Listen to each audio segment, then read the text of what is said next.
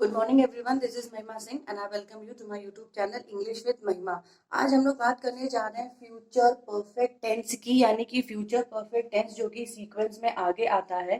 Past perfect tense तक की बातें हम लोग पीछे के वीडियोस में कर चुके थे तो आज नंबर है फ्यूचर परफेक्ट टेंस का। तो अगर हम बात करें फ्यूचर परफेक्ट टेंस की, तो ये हमें क्या समझाने की कोशिश करता है, चूंकि परफेक्ट वर्ड पहले से लगा हुआ है, इसका मतलब ये है कि कोई काम पहले समाप्त हो चुका है। लेकिन बस आपको इतना ध्यान रखना है कि जब यहाँ पर फ्यूचर वर्ड लग गया, इसका ये मतलब है कि कोई काम भविष्य काल में यानी आने वाले समय में शुरू होगा और शुरू होकर समाप्त हो जाएगा। यानी फ्यूचर परफेक्ट टेंस आपसे ये बात करने की कोशिश करता है कि कोई काम भविष्य काल में यानी आने वाले समय में समाप्त हो चुका होगा।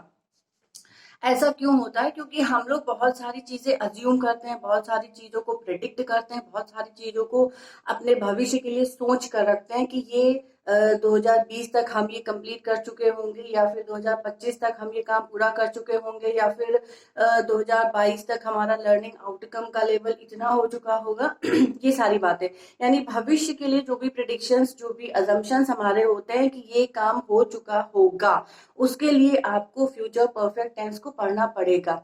ठीक है, तो अगर फ्यूचर परफेक्ट टेंस में क्या आपको देखना है, तो आपको ये देखना है कि कोई काम है जो भविष्य काल में प्रारंभ होकर भविष्य काल में ही समाप्त हो जाएगा। ऑलराइट, ये 3 सेंटेंसेस हमने आपके सामने रखे हैं। नंबर 1, वह एक पत्र लिखेगा। दूसरा हमने लिख के रखा है, वह एक पत्र लिख रहा होगा।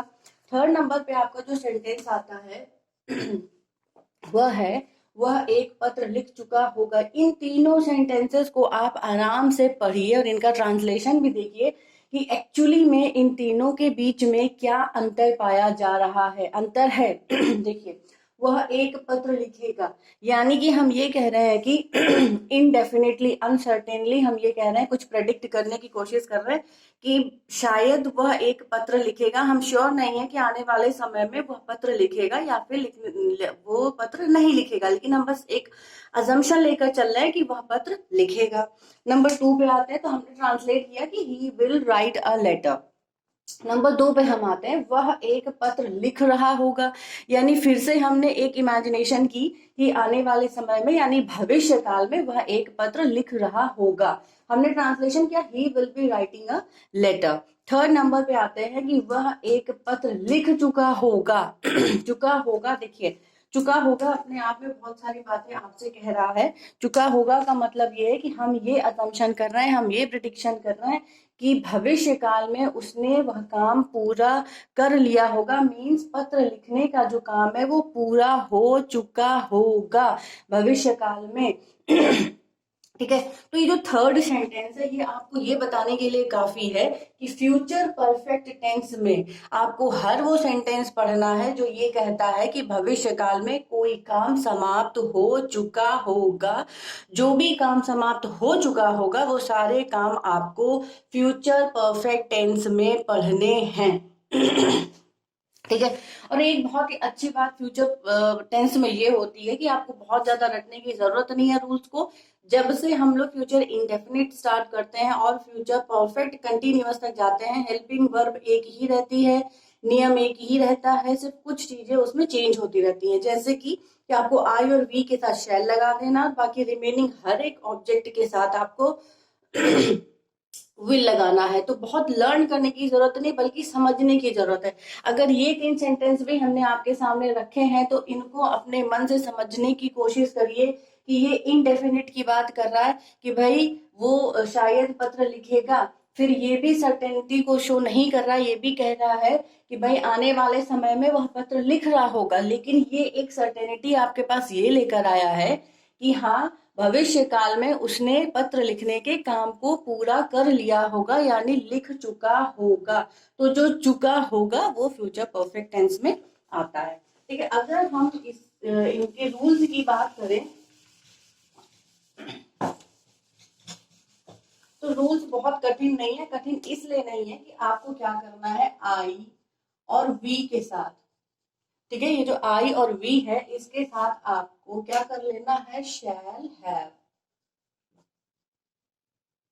प्लस क्या करना है, वर्ब की थर्ड फॉर्म इस्तेमाल करनी है।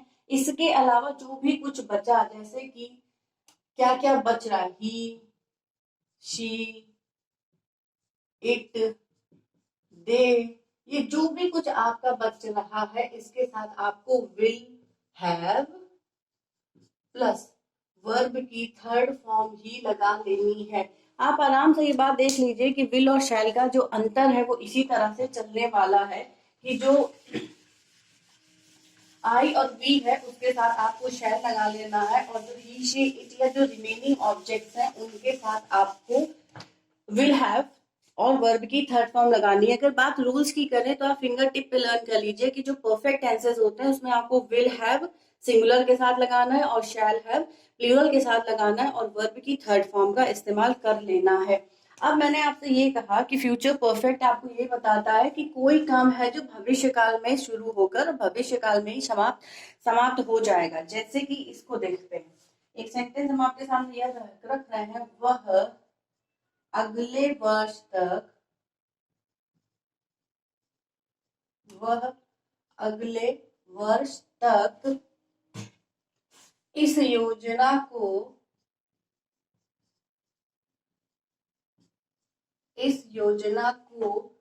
पूर्ण कर चुकेगा। अब इसके ट्रांसलेशन पे आते हैं। मैंने लिखा कि वह अगले वर्ष तक इस योजना को पूर्ण कर चुकेगा, यानी ये आपको बताने के लिए काफी है कि हम बात फ्यूचर की कर रहे हैं कि वो नेक्स्ट ईयर तक इस काम को पूरा कर लेगा। अब आते हैं कि इसको कैसे करना है। ही मतलब हमारा सिंगुलर हो गया, ही विल हैव। अब पूर्ण करने के लिए हम क्या करेंगे, completed, he will have completed this project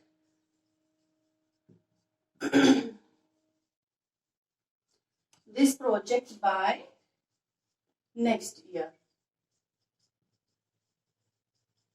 ये जो ट्रांसलेशन आपके सामने रखा गया, he will have completed this project by next year, इसको आप आराम से देखिए। इसमें he और she और will, shall के अलावा भी एक चीज है जो आपको ध्यान रखनी है, वो ये है कि जो फ्यूचर परफेक्ट टेंसेस होते हैं उसमें आपको जब हम कोई टाइम बता रहे होते हैं तो उस टाइम को बताने के लिए आपको इन नहीं यूज करना है बल्कि बाय यूज करना है। कोई भी टाइम रेफरेंस आपको बताना है तो उसके लिए आपको बाय लगाना है, इन नहीं लगाना है। दूसरे सेंटेंस में आते हैं, सरिता अगले माह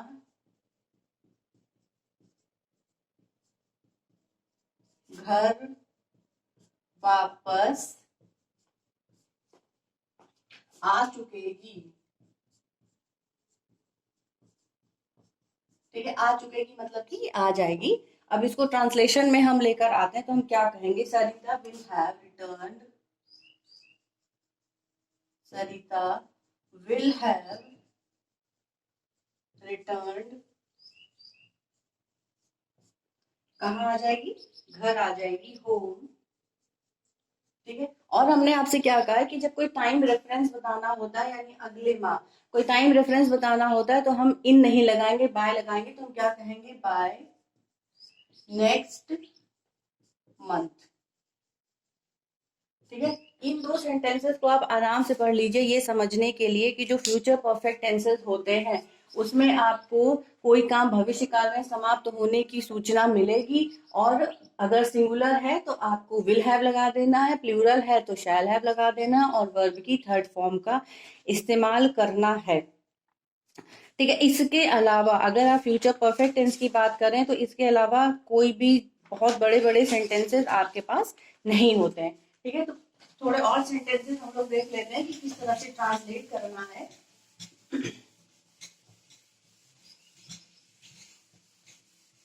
एक सेंटेंस हम ये लेते हैं, जैसे कि he will have, he will have completed, he will have completed his work by tomorrow। ठीक है, ये हो गया आपका अफर्मेटिव सेंटेंस। इसको नेगेटिव में अगर हम लाएंगे तो क्या करेंगे? ही will have completed his project his work by tomorrow. इसको नेगेटिव में लाइए, he will not have completed his work by tomorrow. ठीक है, अब इसी को इंट्रोगेटिव में लेकर आते हैं। विल है तो हम क्या करेंगे? Will he have completed his work by tomorrow. ठीक है, आप आराम से इसको ये देखिए कि किसी भी अफर्मेटिव सेंटेंस को नेगेटिव में आपको कैसे लाना है। ही will have completed his work by tomorrow, ये हो गया आपका affirmative. He will not have completed his work by tomorrow, ये हो गया आपका negative. Will he have completed his work by tomorrow, ये हो गया आपका इंट्रोगेटिव। तो किसी भी सेंटेंस को अफर्मेटिव से नेगेटिव, नेगेटिव से इंट्रोगेटिव लाने के लिए हमें क्या करना होता है, बस आपको ये ध्यान रखना है। ठीक है, अब आते हैं दूसरी चीज की तरफ। जैसे कि फ्यूचर में हम ये कह रहे हैं कि दो काम भी एक साथ हो सकते हैं, जैसे कि द स्टूडेंट विल हैव, एक सेंटेंस हम आपके सामने रख रहे हैं, the student will have the student will have left the class, the student will have left the class before the teacher comes.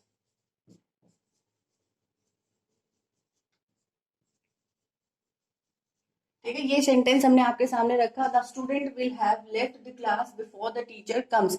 यानी इस पूरे सेंटेंस में आपने ये सीखा कि यहाँ पे दो काम हो रहे हैं। The student will have left the class, यानी कि सबसे पहले क्या हुआ कि जो स्टूडेंट्स थे उन्होंने क्लास को छोड़ा, इसके पहले की टीचर आती। यानी फ्यूचर परफेक्ट टेंस में अगर आपको दो काम एक साथ मिल रहे हैं तो आपको क्या करना है? जो भी काम पहले होगा उसके साथ, यानी जो पहले काम पूरा हो रहा है उसके साथ आपको फ्यूचर परफेक्ट के नियम लागू करने हैं, और जो भी काम बाद में हो रहा है उसके साथ आपको प्रेजेंट इंडेफिनिट के रूल्स को लागू करना है। दूसरा सेंटेंस हम आपको दिखाते हैं इसी रेफरेंस में, द प्रिंसिपल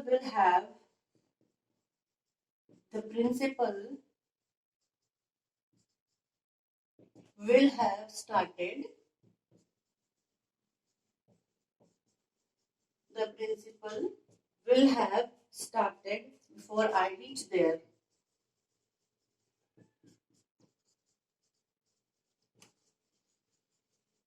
ठीक है, यहाँ पर भी आप देख लीजिए कि दो काम हो रहा है, the principal will have started before I reach there. यानी अगर किसी सेंटेंस में आपको दो काम एक साथ मिलते हैं तो जो पहले काम समाप्त हो रहा है उसके साथ आपको फ्यूचर परफेक्ट के रूल लागू करने हैं, और जो काम बाद में हो रहा है उसके साथ आपको प्रेजेंट इंडेफिनिट के रूल्स को लगाना है। एक और देख लेते हैं, the function will have started, the function will have started before we reach there। ठीक है, इस पूरे सेंटेंस से आपने ये सीखा कि अगर दो काम एक साथ हो रहा है तो जो काम पहले खत्म होगा उसके साथ फ्यूचर परफेक्ट के रूल लगा दीजिए, और जो बाद में समाप्त होगा उसके साथ प्रेजेंट इंडेफिनिट के। एक सेंटेंस और हम आपको रख रहे हैं इसी के रेफरेंस में, ताकि आपको जो कॉन्सेप्ट है वो पूरी तरह से क्लियर हो जाए। नंबर 4 पे रखते हैं, the mechanic will have the mechanic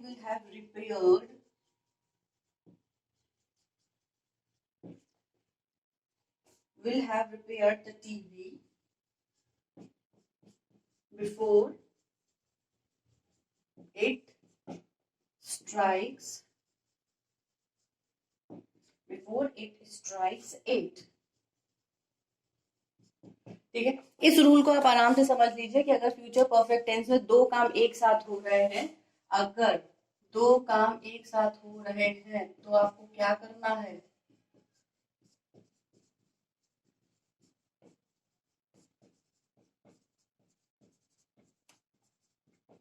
हो रहे हैं तो जो पहले होगा, जो पहले समाप्त होगा, उसके साथ आपको क्या करना है, फ्यूचर परफेक्ट। जो पहले समाप्त होगा उसमें future perfect, future perfect tense, और जो बाद में होगा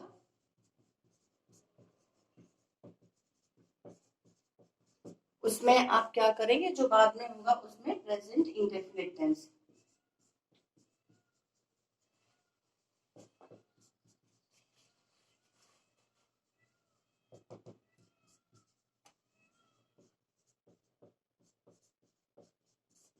ठीक है, ये छोटा सा नियम है, आप आराम से समझ लीजिए कि अगर दो काम आपको सेंटेंस में मिलते हैं तो जो काम पहले समाप्त होगा उसके साथ आपको फ्यूचर परफेक्ट के नियम लागू करने हैं, और जो बाद में समाप्त होगा उसके साथ आपको प्रेजेंट इंडेफिनिट टेंस के नियम को लागू करना है।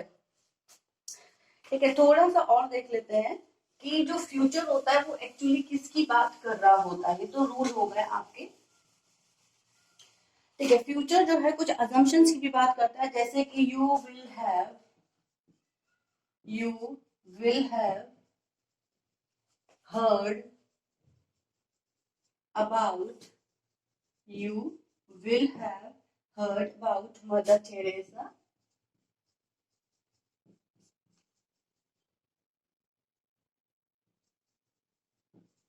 You will have heard about Mother Teresa. एक और देख लेते हैं फिर आपको समझाते हैं। You will have heard about, you will have heard about our plans of investment.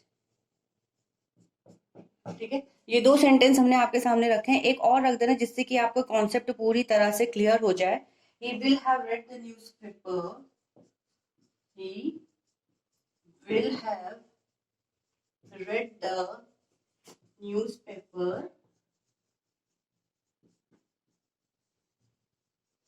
He will have read the newspaper so far. ठीक है, ये हो गया एक सेंटेंस आपके सामने। अब आपको इन सेंटेंसेस में ये देखना है कि ये जो तीनों ही सेंटेंस हैं ये बताने की कोशिश कर रहे हैं कि कोई बात ऐसी है जो किसी व्यक्ति को पहले से पता होगी, यानी कि हम ये अजम्पशंस करते हैं कि जो भी व्यक्ति हमारे सामने बैठा है उसे एक पर्टिकुलर बात, जैसे कि जो एक बेसिक बातें होती हैं जो दुनिया में हर किसी को पता होती है, तो हम ये प्रिडिक्शंस करते हैं, ये अज्यूम करते हैं कि हमारे सामने जो बैठा है उसको भी उन सारी बातों के बारे में पता होगा। जैसे कि our constitution of India, mister Jawaharlal Nehru के बारे में, या फिर मदर टेरेसा के बारे में, या फिर इंडियन ग्रोथ के बारे में, या फिर इंडिया की प्रॉब्लम्स के बारे में। कहने का ये मतलब है कि फ्यूचर परफेक्ट टेंस उन चीजों को भी असम्पशंस में लेकर आता है जो हम सोचते हैं कि हमारे सामने बैठे व्यक्ति को वो बात पता ही है।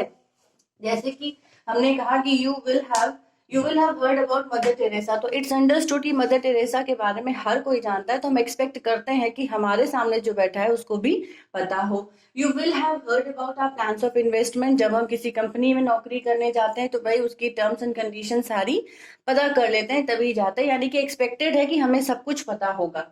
ही will have read the newspaper so far, यानी उसने न्यूज़पेपर, वो अब तक न्यूज़पेपर को पढ़ चुका होगा। तो आप समझिए कि जो चीजें हम सोचते हैं कि किसी को पता ही है, उसका ज्ञान उसको पहले से है, उस स्थिति में आपको फ्यूचर परफेक्ट टेंस को लागू करना है। ये कुछ ऐसी चीज, एक और सेंटेंस देख लेते हैं फॉर एग्जाम्पल के लिए। फोर्थ नंबर पे हम आते हैं, 3 हो गया, नंबर 4 पे आते हैं। They will have heard, they will have heard, they will have heard about the accident, they will have heard about the accident by this time.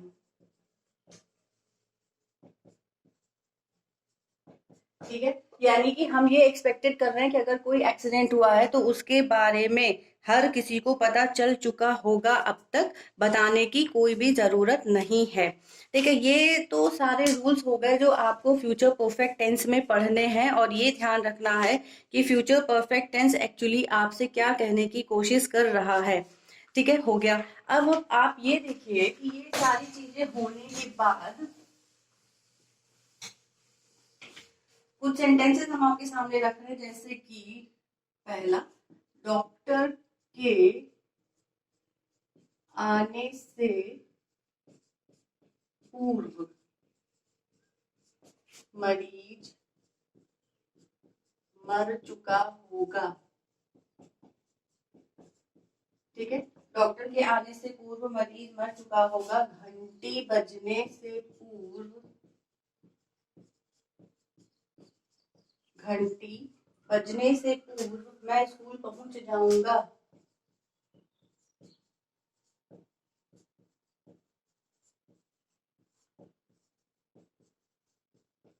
ठीक है, एक तो ये हो गया, और एक थर्ड नंबर पे हम रखते हैं वर्ष 2005 तक, वर्ष 2005 तक वह अपनी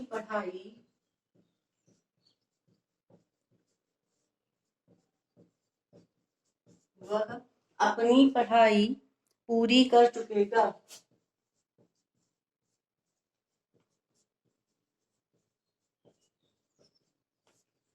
ये 3 सेंटेंसेस हैं, आप आराम से देख लीजिए। डॉक्टर के आने से पूर्व मरीज मर चुका होगा, घंटी बजने से पूर्व मैं स्कूल पहुंच जाऊंगा, वर्ष 2005 तक वह अपनी पढ़ाई पूरी कर चुकेगा। सब में पूर्व लगा हुआ है। आप समझ लीजिए कि इन तीनों ही सेंटेंसेस में दो काम एक साथ हो रहा है, तो जो भी काम पहले समाप्त हो रहा है उसमें आपको फ्यूचर परफेक्ट के नियम लागू कर देने, और जो बाद में समाप्त हो रहा है उसमें प्रेजेंट इंडेफिनिट के रूल्स को आपको लागू करना है। ये वो सेंटेंसेस है जिनको आप करके रखेंगे। कोई प्रॉब्लम होती है तो आप मुझे कमेंट बॉक्स में लिखिए और मुझसे पूछिए। ये तो हो गए हिंदी के। अब इंग्लिश के सेंटेंसेस हम आपको दे रहे हैं जिनको आपको ट्रांसलेट करके रखना है। Number 1, they will have reached here bye 7 PM। दूसरा सेंटेंस ले लेते हैं, शी विल हैव